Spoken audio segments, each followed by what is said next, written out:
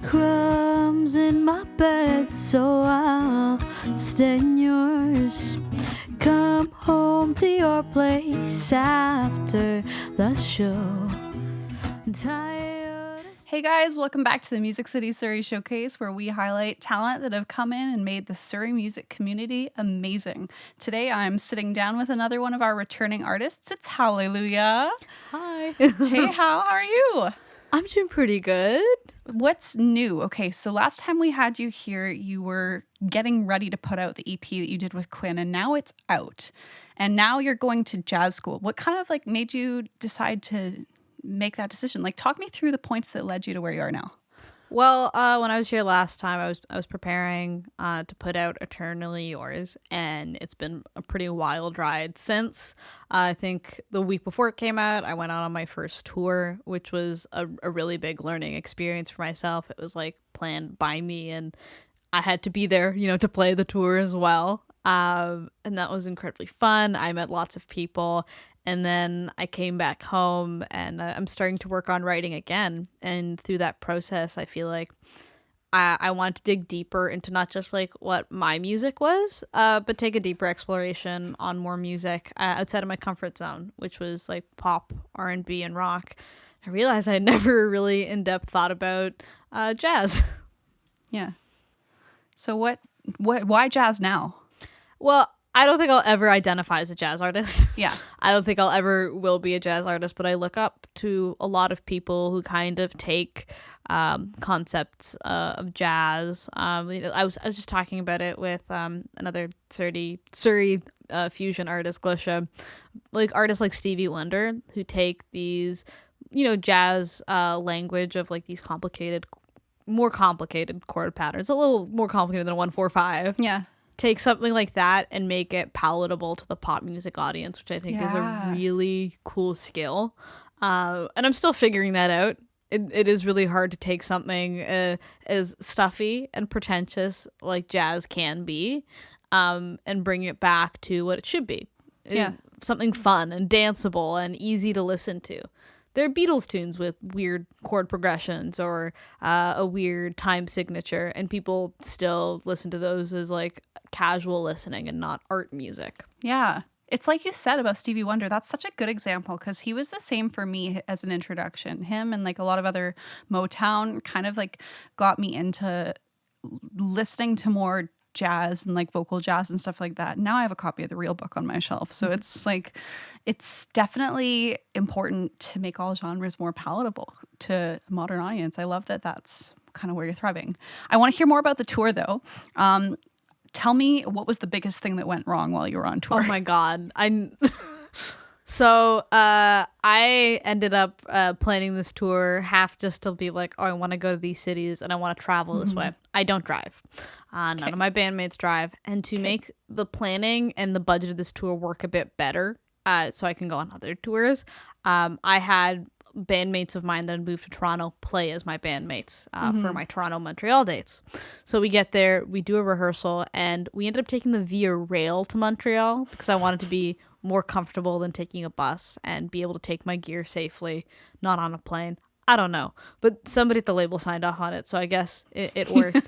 And everything gets booked, and I played in Montreal St. Patrick's Day weekend. It was absolutely crazy. The traffic was awful. I get there maybe 10 a.m. I get there, I sound check, everything's fine, and I leave to get some St. Patrick's Day outfit stuff, a little hat. Fun fact about Montreal, French primary city. Yeah. I get on the bus, it's cold, and so my phone dies faster than it is, and I am lost in the middle of downtown Montreal. I'm oh, my show starts in an hour. And I get on the bus, I'm I think this is the right bus. It was the right bus. And I don't have the exact amount of change, and I'm just sitting there being oh my God, I don't know what to do. And the bus driver is just being talking to me in French, being it's okay. You were je ne comprends, ne comprends pas. And it's basic French, basic French, but I'm just so stressed out that I'm I don't know what I'm doing. And I make it to the venue in one piece. On time? I'm on time, actually. Yeah. The show ended up just being a little late, how things tend to be. I get there, play a great set. And afterwards, we go out for a little bit. I fall asleep past my alarm. Fun fact, nobody in Montreal can drive. The roads are always under construction for some reason. And so the night before, somebody tells me that, getting on a Via Rail is easier than a plane since you don't have to do security. Yeah. You just have to be there technically like 5 minutes before. Oh, no. Absolute lie. I get there 5 minutes before and they close the gate in my face. And my bandmates were also late. So we're stuck in Montreal. I'm pacing because it's like 8 a.m. there and 5 a.m. in Vancouver. So I need to call someone at the label to be like, I need you to rebook it. I'm pacing and I'm like, you know what? I'll just pay for it myself and I'll bill it back. And I walk into the counter being like, how much will it cost to like just rebook us? Oh, no. They're like, it'll cost you like extra because they're like, there's only like premium seats left and we're not going to transfer the amount. It was like a lady who like spoke to me like, oh, you anglophone. And I was like, I'm sorry, the public education system failed me. I can't speak French. I do it like I swallow my pride and I call the label and they're like, okay, we'll do it. And then we're not happy about it, but we'll do it. What are they gonna do? Leave me in Montreal, like sad and hungry and cold? It started snowing. I didn't pack a snow jacket. And I had a conversation with my project manager afterwards. He was like, as I was booking the 8 a.m. train, I knew something bad was going to happen. And so I have learned how Montreal traffic works now. And that was a pretty big thing. And it didn't cost like a stupid amount of money to rebook it. Learning experience. I have a $500 credit card limit. And I was like, I'm a baby. Yeah. I was stressed out and hungry and tired. Fair. And so I learned that your brain on tour is like, not your normal brain. Doesn't function properly. You're maybe in a weird time zone. Even if it's a tiny bit off, you're not at peak function. You've been eating A&W for 3 days straight. You're halfway sick. But we made it. We played, a great last show in Toronto. And then I had to come back and do the West Coast dates. Nice. Okay, so that's the worst thing that happened. What was the thing that went right? Like that you were most excited about being on tour? People actually coming to my shows. I feel like, it's like I think a common musician trope for it to be like, oh, I wonder if anybody will come to my show. And it doesn't matter how long you've been playing or how long I've been playing. I always think, oh, I don't think anybody's going to come to my show. I've been there. Yeah. I think the last day of the tour was the hometown show, which I planned on purpose because everything that could have gone wrong, I feel like went wrong. And I was like, okay, this one will go well. We played at the Red Gate, which is one of the first venues I feel like I started playing in as an artist in Vancouver.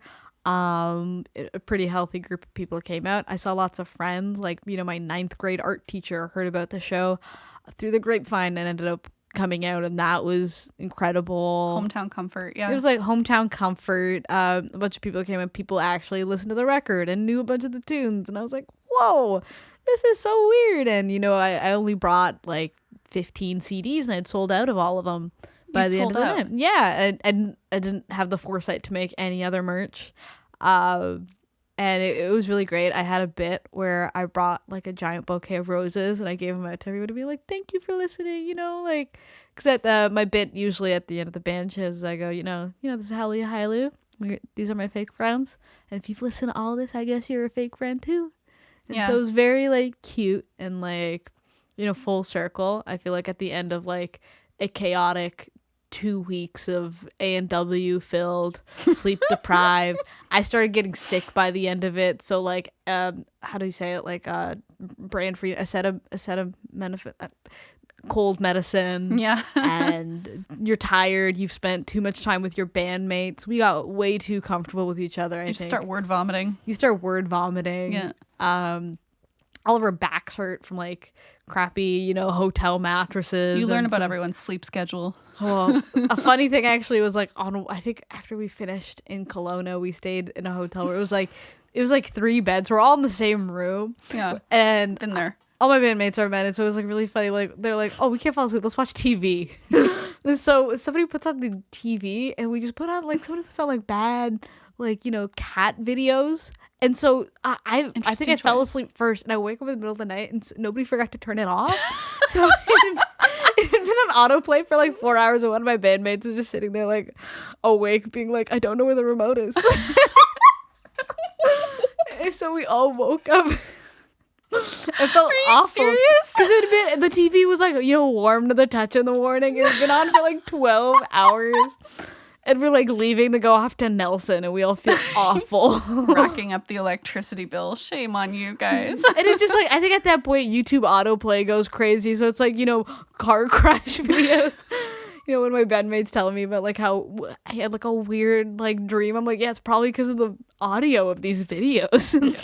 Well, I never want these tour stories to end. This has been amazing. I now have some fun tour stories of my own. I feel like no matter where you go, people love to hear them. I feel like it's a fun bit. Do you ever tell tour stories at your live shows now that you've come back? No, I feel like maybe I should. You should. Because I feel like these aren't as funny. Like, there's some jokes that I think that's funny because it's like, oh, I was there. So I don't think they translate sometimes. I lost it at the cat videos. People love the cat videos.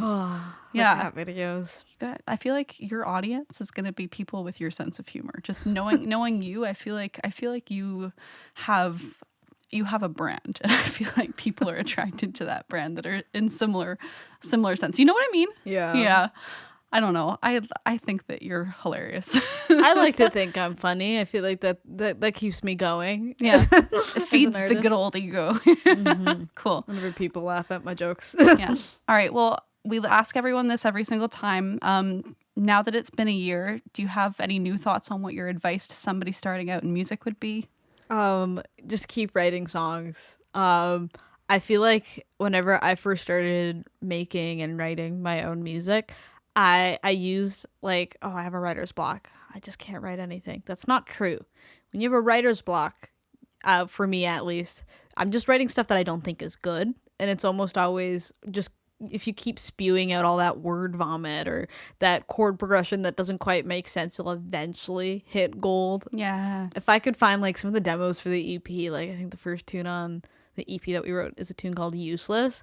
It was originally a demo called Eggs and Cheese, and I found it on a hard drive recently, and it sounds awful. Like, it objectively sounds awful. It was during a point in my life where I had just put out like a pretty big release for me, and I couldn't write anything, believe it or not. So I'm opening Logic, and I've always been a songwriter on guitar, and I forced myself to like, okay, I'll produce something in a DAW. Yeah. And it doesn't matter how long you produce, you'll still write or make something that doesn't sound good.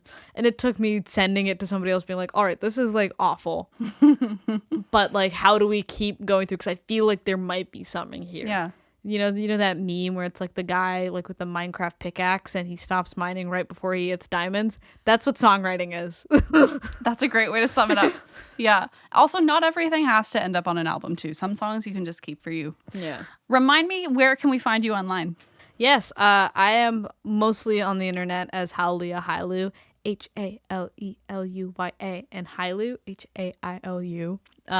There is one other HALELUYA, HAILU that is more famous than me, but she makes Ethiopian pop rock. I make pop rock, but in English. So I hope you can find me online. Yeah. Awesome. Well, can't wait to hear you play another song. Thanks for coming back, HALELUYA. And thanks to everyone at home for tuning in to another episode of the Music City Surrey Showcase. Thanks to the City of Surrey for sponsoring us, and we'll see you next time.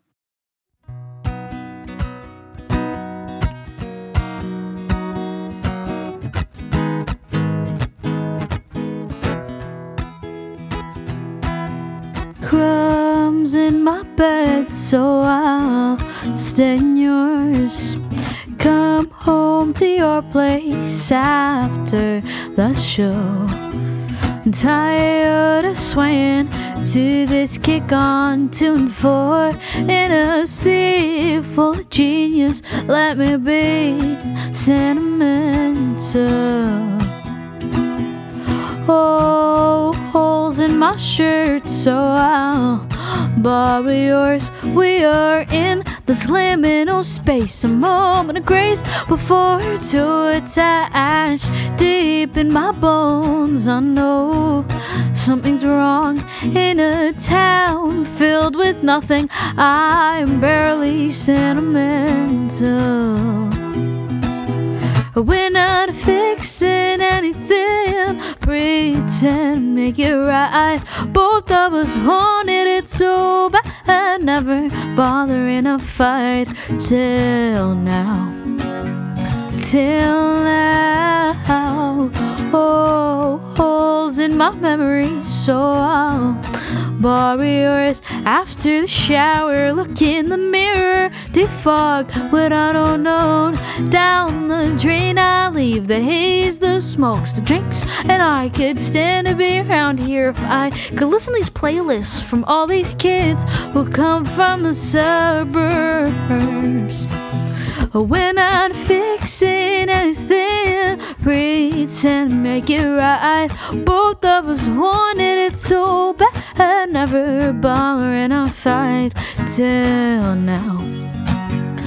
Till now, oh my, a poor princess on a stack of mattresses, bothered by pee, waiting for an ending. It's never gonna happen. Is it the overflow of estrogen? Cause you hated all my toxic friends. I wanna band-aid up my brain so we don't have a falling out again. Oh, smudging my glasses so I'll take them off. Rose-colored image of who now it's gone. You're so distant and disgusting. Oh, I love you more in a sea full of genius. Let me be sentimental.